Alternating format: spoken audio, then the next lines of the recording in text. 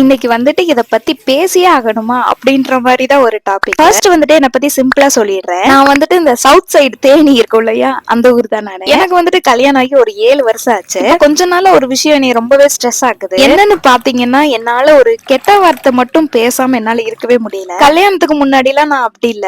என் வீட்டு சைடுமே அந்த அளவுக்கு எல்லாம் பேச மாட்டாங்க. நானுமே காலேஜ் எல்லாம் வெளியில படிச்சதுனால எனக்கு அந்த கெட்ட வார்த்தைன்ற பழக்கம் எல்லாம் அப்ப இல்ல. கல்யாணம் ஆச்சு, மாமியார் வீட்டுக்கு வந்தேன், எல்லாருமே ஒரு மாதிரி பேசுறாங்க. நான் நார்மலா வாங்க போங்கன்னு பேசினா என்ன யாருமே மதிக்கிறது இல்ல.